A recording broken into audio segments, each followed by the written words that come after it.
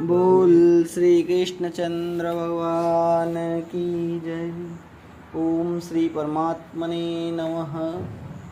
नवा अध्याय। उसके उपरांत श्री कृष्ण भगवान बोले, हे अर्जुन, तुझ दोष दृष्टि रहित भक्त के लिए इस परम गोपनीय ज्ञान को रहस्य के सहित कहूँगा कि जिसको जानकर तू दुख रूप संसार से मुक्त हो जाएगा। यह ज्ञान सब विद्याओं का राजा तथा सब गोपनीयों का भी राजा एवं अति पवित्र, उत्तम, प्रत्यक्ष फल वाला और धर्म युक्त है। साधन करने को बड़ा सुगम और अविनाशी है। हे परम तप, इस तत्व ज्ञान रूप धर्म में श्रद्धा रहित पुरुष मेरे को न प्राप्त होकर मृत्यु रूप संसार चक्र में भ्रमण करते हैं। हे अर्जुन, मुझ सच्चिदानंद घन परमात्मा से यह सब जगत जल से बर्फ के सदस्य परिपूर्ण है और सब भूत मेरे अंतर्गत संकल्प के आधार स्थित हैं। इसलिए वास्तव में मैं उनमें स्थित नहीं हूँ और वे सब भूत मेरे में स्थित नहीं हैं, किंतु मेरी योग माया और प्रभाव को देख कि भूतों का धारण पोषण करने वाला और भूतों को उत्पन्न करने वाला भी मेरा आत्मा वास्तव में भूतों में स्थित नहीं है। क्योंकि जैसे आकाश से उत्पन्न हुआ सर्वत्र विचरने वाला महान वायु सदा ही आकाश में स्थित है, वैसे ही मेरे संकल्प द्वारा उत्पत्ति वाले होने से संपूर्ण भूत मेरे में स्थित है, इसे जान। हे अर्जुन, कल्प के अंत में सब भूत मेरी प्रकृति को प्राप्त होते हैं, अर्थात प्रकृति में लय होते हैं, और कल्प के आदि में उनको मैं फिर रचता हूँ। कैसे कि अपनी त्रिगुणमयी माया को अंगीकार करके स्वभाव के वश से परतंत्र हुए इस संपूर्ण भूत समुदाय को बारंबार उनके कर्मों के अनुसार रचता हूँ। हे अर्जुन, उन कर्मों में आसक्ति रहित और उदासीन के सदस्य स्थित हुए मुझ परमात्मा को वे कर्म नहीं बांधते हैं। हे अर्जुन, मुझ अधिष्ठाता के सकाश से ये मेरी माया चराचर सहित सर्व जगत को रचती है और इस ऊपर कहे हुए हेतु से यह संसार आवागमन रूप चक्र में घूमता है। ऐसा होने पर भी संपूर्ण भूतों के महान ईश्वर रूप मेरे परम भाव को न जानने वाले मूढ़ लोग मनुष्य का शरीर धारण करने वाले मुझ परमात्मा को तुच्छ समझते हैं, अर्थात अपनी योग माया से संसार के उद्धार के लिए मनुष्य रूप में विचरते हुए को साधारण मनुष्य मानते हैं, जो कि वृथा आशा, वृथा कर्म और वृथा ज्ञान वाले अज्ञानी जन राक्षसों के और असुरों के जैसे मोहित करने वाले तामसी स्वभाव को ही धारण किए हुए हैं। परंतु हे कुंती पुत्र, देवी प्रकृति के आश्रित हुए जो महात्मा जन हैं, वे तो मेरे को सब भूतों का सनातन कारण और नाश रहित अक्षर स्वरूप जानकर अनन्य मन से युक्त हुए निरंतर भजते हैं। वे दृढ़ निश्चय वाले भक्तजन निरंतर मेरे नाम और गुणों का कीर्तन करते हुए तथा मेरी प्राप्ति के लिए यत्न करते हुए और मेरे को बारंबार प्रणाम करते हुए सदा मेरे ध्यान में युक्त हुए अनन्य भक्ति से मुझे उपासते हैं। उनमें कोई तो मुझ विराट स्वरूप परमात्मा को ज्ञान यज्ञ के द्वारा पूजन करते हुए एकत्व भाव से, अर्थात जो कुछ है सब वासुदेव ही है, इस भाव से उपासते हैं, और दूसरे पृथकत्व भाव से अर्थात स्वामी सेवक भाव से, और कोई कोई बहुत प्रकार से भी उपासते हैं। क्योंकि क्रतु अर्थात स्रोत कर्म में हूँ, यज्ञ अर्थात पंच महायज्ञादि स्मार्थ कर्म में हूँ, स्वधा अर्थात पितरों के निमित्त दिया जाने वाला अन्न में हूँ, औषधि अर्थात सब वनस्पतियाँ में हूँ, एवं मंत्र में हूँ, घृत में हूँ, अग्नि में हूँ, और हवन रूप क्रिया भी में ही हूँ। हे अर्जुन, मैं ही संपूर्ण जगत का दाता अर्थात धारण पोषण करने वाला एवं कर्मों के फल को देने वाला तथा पिता, माता और पितामह हूँ, और जानने योग्य पवित्र ओमकार तथा ऋग्वेद, सामवेद और यजुर्वेद भी मैं ही हूँ। हे अर्जुन, प्राप्त होने योग्य तथा भरण पोषण करने वाला, सबका स्वामी, शुभाशुभ का देखने वाला, सबका वास स्थान और शरण लेने योग्य तथा प्रति उपकार न चाहकर हित करने वाला, और उत्पत्ति प्रलय रूप तथा सबका आधार, निदान और अविनाशी कारण भी मैं ही हूँ। मैं ही सूर्य रूप हुआ तपता हूँ तथा वर्षा को आकर्षण करता हूँ और वर्षाता हूँ, और हे अर्जुन, मैं ही अमृत और मृत्यु एवं सत और असत भी सब कुछ मैं ही हूँ।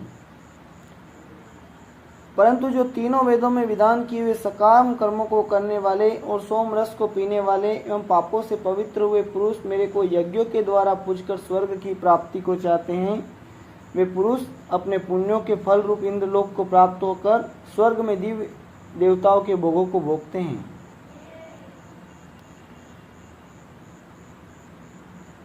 वे उस विशाल स्वर्ग लोक को भोगकर पुण्य क्षीण होने पर मृत्यु लोक को प्राप्त होते हैं।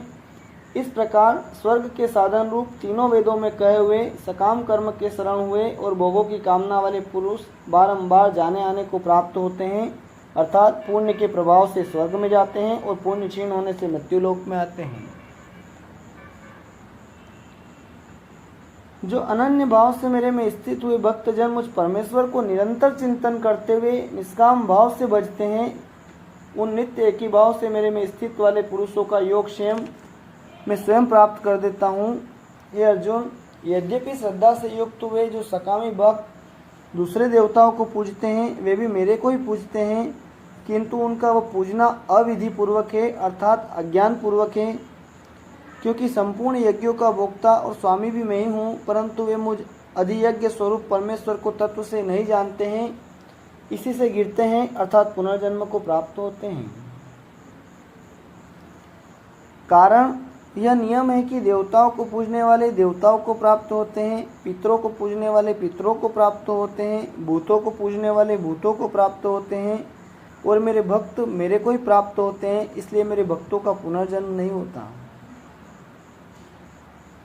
हे अर्जुन, मेरे पूजन में यह सुगमता भी है कि पत्र पुष्प फल जल इत्यादि जो कोई भक्त मेरे लिए प्रेम से अर्पण करता है, उस शुद्ध बुद्धि निष्काम प्रेमी भक्त का प्रेम पूर्वक अर्पण किया हुआ वह पत्र पुष्पादि में सगुण रूप से प्रकट होकर प्रीति सहित खाता हूँ।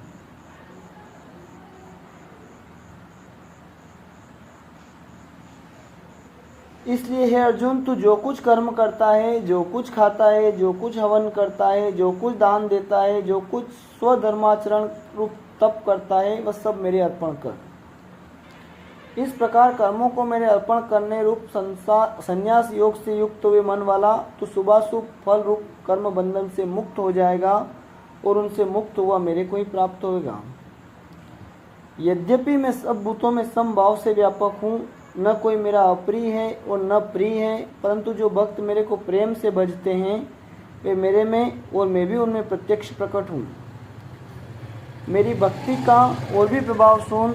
यदि कोई अतिशय दुराचारी भी अनन्य भाव से मेरा भक्त हुआ मेरे को निरंतर भजता है,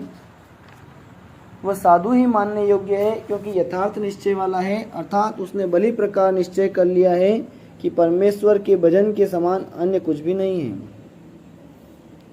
इसलिए वह शीघ्र ही धर्मात्मा हो जाता है और सदा रहने वाली परम शांति को प्राप्त होता है।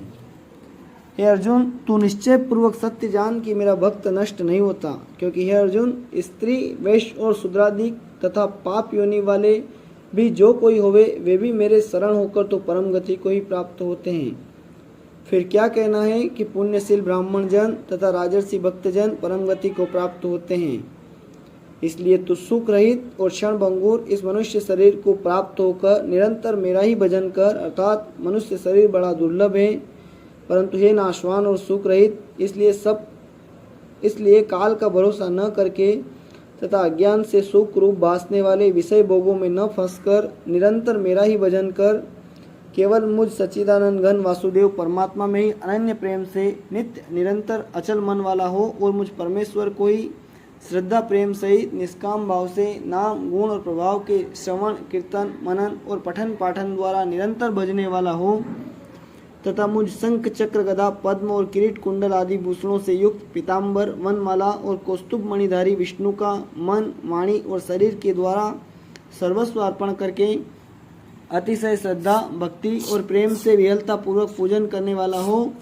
और मुझ सर्वशक्तिमान विभूति बल ऐश्वर्य माधुर्य गंभीरता उदारता वात्सल्य और सुहृदयता आदि गुणों से संपन्न सबके आश्रय रूप वासुदेव को विनय भाव पूर्वक भक्ति सहित साष्टांग दंडवत प्रणाम कर इस प्रकार मेरे शरण हुआ तो आत्मा को मेरे में एक ही भाव करके मेरे को ही प्राप्त होगा। इति श्रीमद् भगवद गीता रूपी उपनिषद एवं ब्रह्म विद्या तथा योग शास्त्र विषयक श्री कृष्ण और अर्जुन के संवाद में राज विद्या राजगुहा योग नामक नवा अध्याय समाप्त। बोल श्री कृष्ण चंद्र भगवान की जय।